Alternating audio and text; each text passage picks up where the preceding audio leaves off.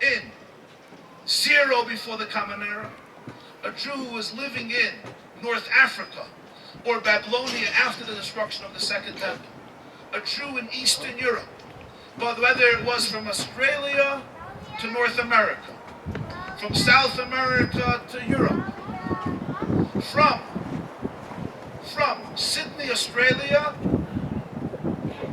to Toronto, from Long Beach, California, that's you, to Meknes in Morocco, from Odessa or Poltava in the Ukraine to Budapest, to Portugal, for thousands of years, under all circumstances, there was one reality that was always there, in ghettos and in bunkers, in Stalinist Russia and in Nazi-occupied Poland. It was there, literally, in every single generation, among every single community. I want to tell you a story. The story takes us back to the 1950s, McGill University in Montreal. There was a debate between two people. One, Professor Arnold Toynbee. Arnold Toynbee was an English historian, wasn't very sympathetic to the Jewish people. Very, very well-known historian, Professor Toynbee. Debated the ambassador of Israel to Canada, Professor Jacob Herzog. Jacob Herzog was a brother of Chaim Herzog, who was later a president of Israel. Children of Rabbi Yitzchak Isaac Halevi Herzog, second chief rabbi of Israel. He succeeded Rabbi Kook, the first chief rabbi. Jacob Herzog was a student of one of the great Lithuanian sages, Rabbi Isser Zalman Meltzer. And so, Herzog and Toynbee have a public debate at McGill University about Israel. Toynbee begins spewing his theory, namely, Jews are a religion, a culture, not a civilization or a nationality. Judaism is like Christianity or Islam. It's not connected to a particular land. Jews are not a nation. Jews are a culture. A Christian could be living in Australia, can be living in America. It's not connected to a particular land. Judaism doesn't have a land. It's an idea. It's a culture. And therefore Israel is not the Jewish land. Jewish people are part of all countries. They just have a culture, not a civilization. They're not a real nation. Judaism is an idea. This was Toynbee's argument. Professor Herzog responded to Professor Toynbee. And he says, I want to tell the following story, or give the following illustration. I'm going to elaborate, but the point was this. 3 Olympic planes land in an airport. The first Olympic plane lands in Athens, in Greece. Out comes a very old man. He has a long, impressive beard. You look at him and you can see, here's a man who's used his brain, philosophy. The attendant at the airport goes up to the plane and wants to help this old man come down. And as he comes down, the attendant turns to him and says, Sir, what's your name? He says, my name is Socrates. Socrates. Hi, Mr. Socrates. Have you ever been to Athens before? Socrates says, have I been to Athens before? Athens is my cradle. Tell me, how are the sages of Athens doing? How are the schools of Greek philosophy? How is the Acropolis? He says, the Acropolis, for $8.50, you can get a tour through its remnants. He He says, but how is the Greek Empire doing? He says, what Greek Empire? Greece is barely surviving. Should I begin telling you about the crises of Greece? It's hard for us to keep our schools and gas stations open. He says, what about the Greek Empire of Alexander the Great?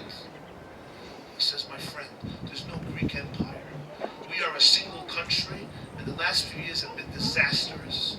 We've tried to survive. So he said, so what's Greece? He says, Greece is a member of NATO. Socrates says, what's NATO? So he begins explaining to him what NATO is. He says, tell me, how is Greek philosophy doing?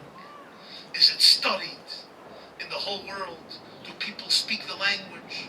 He says there are some professors who study Greek philosophy, but it's not very popular today.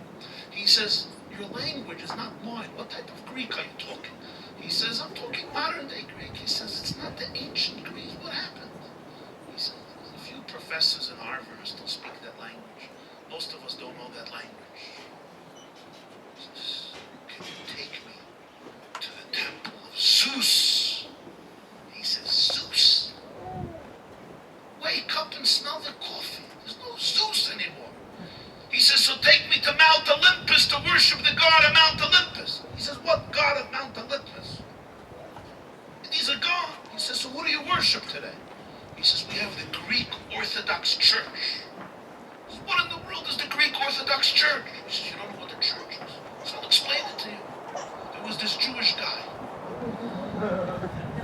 who somehow became a god. The way it happened was this. Every Jewish boy is raised in a home with a Jewish mother. And every Jewish mother explains to their boy that not only is she God's gift to humanity, but he is actually God himself. So every Jewish boy grows up with the idea that he is God. However, most Jewish boys are lucky enough to marry a Jewish wife. And within a few weeks, she makes it very clear to him that he's not God, nor is he God's gift to humanity. He barely has a right to be a human. Unfortunately, Yoshka never got married. Yoshkala never got married. So he maintained the notion of his mother that he's God. And the world believed him. And the church was created. And now we have the Greek Orthodox Church. Socrates looks at him and says, this is not my Athens. I'm leaving. And he gets back on his Olympic plane, takes off. The second Olympic plane lands in Rome. Out comes a regal, noble-looking statesman. You can see the man has a lot of power, a lot of ambition, and a lot of cleverness. The flight attendant or the airport attendant approaches him, says, hello, what's your name? He says, my name is Julius Caesar. Caesar? Caesar salad. You made Caesar salad? Why, good God. Caesar! Is there no Caesar today in Rome? He says, what Caesar? What do you think you are, Caligula? Adrian? Vespasian?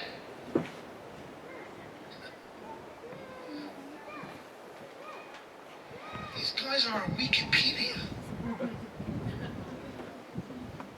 We have Caesar salad. He says, what do you mean? What's happening with my Roman Empire? Since that day of Et Brute, when I was cut down on the steps of the Senate, how is my empire doing? He says, I don't know how to tell this to you, but after Constantine, your empire really went down the drain. There is no Roman Empire. There hasn't been a Roman Empire for 1,500 years. So what's Rome? Rome is a city. Weird. Country called Italy.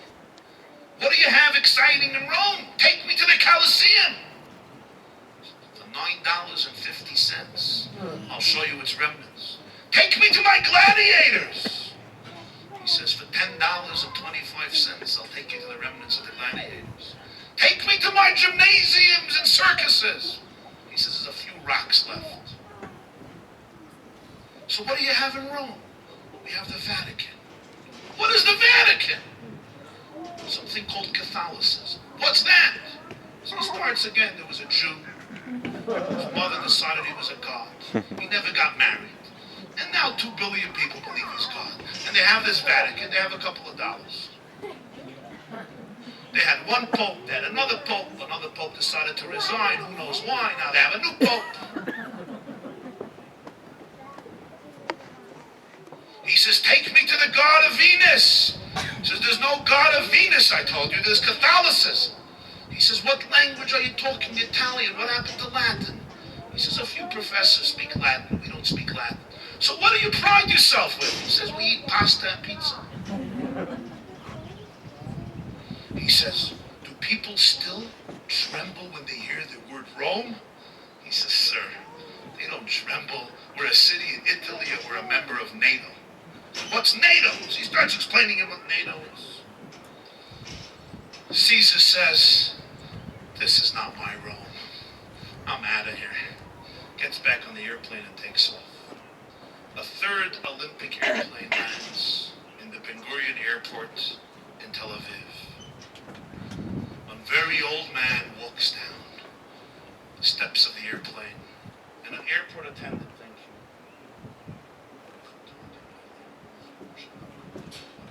you. Amen. An airport attendant comes to greet him. And the man working in the Ben Gurion airport turns to this older man and he says 2 words, Shalom Aleichem. And the man responds, Aleichem Shalom. And the airport attendant looks at him and says in Hebrew, Ma Shimcha, what is your name? And he says, my name is Moshe. My name is Moses. So the airport attendant gets excited. Hey, Gam Shemi Moshe. My name is also Moshe. Shalom Aleichem Moshe. Ma Shlomcha, Ma Nishma. What's your opinion, women at the wall? Falafel, pizza, man. He turns to the old man. He says, Moshe, where are you from? He says, I'm from Mitzrayim. I'm from Egypt. And where are you from? I'm from Tbilisi in Georgia. I made Aliyah 9 months ago. Came here to Israel. I'm from Georgia, Tbilisi. Moshe from Tbilisi turns to Moshe from Egypt. And he says, Moshe from Egypt, what brings you to this place? My land. My homeland. Have you ever been here before? So what makes it your homeland? He says, I worked hard for this country. I traveled 40 years to get into this country. I dreamt a lot about this country. I led a nation to this country. I never made it. Here I am. Bruchim Abayim, welcome Moshe to this country, but I want to tell you it's a very complicated country. It's not easy to settle. But one thing, you can become a citizen right away. You're a Jew, you can become a citizen right away. And the Lafa, in the stand near Yerushalayim, is the best in the country. If you like food, you go there. Ask them for French fries and shawarma and extra hummus. A little salad is also good. I don't know what you have in Egypt, but over there, the best one. And it's cheap, it's 9 shekel. And if you need the money, you go to the Western Wall and you ask. And some American tourist will feel guilty.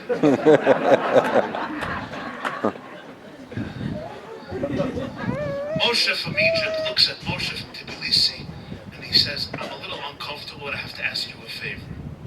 I was in a rush and I forgot to bring something. This is something I use. I don't know if you have it here, but maybe. I forgot to bring my talis and my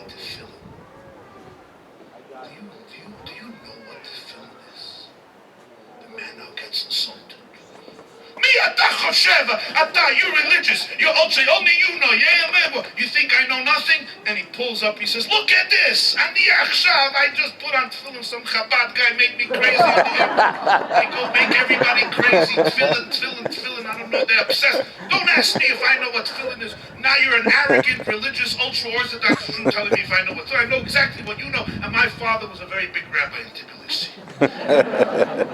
And I don't know who your father was. Where were you raised? In which palace were you raised? We're not going to talk about who raised you. But my father was a big rabbi. And of course you can.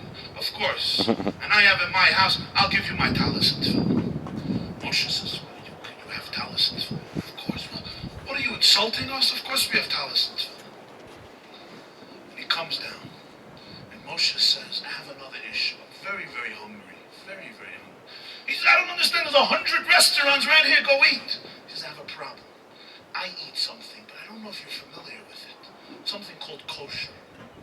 The fish need fins and scales. The animals need split hooves and chewing their cuds. There's a bunch of laws. You think I could find that? He says, you know, you come here from Egypt and you start insulting us. Here there's 100 restaurants, every one is kosher, and everyone has a different kosher certification. This is Mahadrin, this is Mahadrin, Mina Mahadrin, this is Glad, this is semi-Glad, this is Glad, right-wing, left-wing, centrist, liberal, progressive, this is Badat, Eid HaChareid, this B'nai Brak, Jerusalem, Meir Shearim, against women, pro-women, love women, hate women, everything else. Whatever you want, you eat, and then you vomit. Don't start asking us if this kosher. Wow, you have kosher. Wow. He says, tell me, you have a place to pray to something called a synagogue? He says, I don't understand you. You have 30 synagogues and they don't speak to each other. You have Svart and Ashkenaz, Yemen, Haredi, very Haredi, progressive, semi-progressive, Keser, Nakdishoch, Nekadesh, even have Chabad. Hasidic, Misnagdish, Yeshivish, Black Hat, Kippas Ruga, White Kippas Ruga, Red Kippas Ruga, Blue Talis, White Talis, whatever you want, you have. And as he looks into one of them, Moshe from Tbilisi turns to Moshe from Egypt and he says, it looks like you don't know much about life here. You see this thing on the door? You know what it is? Moshe from Egypt says, what is it? He says, I don't understand. An old man doesn't know his things. This is called a mezuzah. He says, what is that? He says, shame on you. Go back to yeshiva. I'm from Tbilisi, know more than you, because my father was a big rabbi.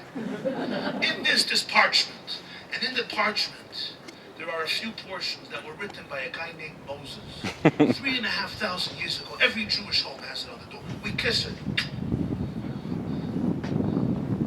And then he says, Moshe from Egypt, I'll show you something nice. Right here, there's a school with Jewish children. And he takes them into the room, and there's a teacher with 30 Jewish children. And Moshe from Egypt hears the teacher reading loud with the children. Vayedaber Adon Shem el Moshe lemor, and God spoke to Moses saying, and 2 tears streamed down the face of the 2 Moshes. Professor Herzog turns to Professor Toynbee and says, Professor Toynbee, Socrates comes to Athens. Julius Caesar comes to Rome. 2 of the most influential people of the ancient world that shaped Western civilization. And when they meet today, the people of Greece or of Rome, they don't speak the same language. They don't share the same faith. They don't practice the same traditions. They have almost nothing in common. Not physically, not conceptually, and not spiritually. Yet, the Greeks and the Italians, you call a nation. Moses comes to Israel today. The same language, the same faith, the same traditions, the same mitzvot, the same Torah, the same rituals, the same practices.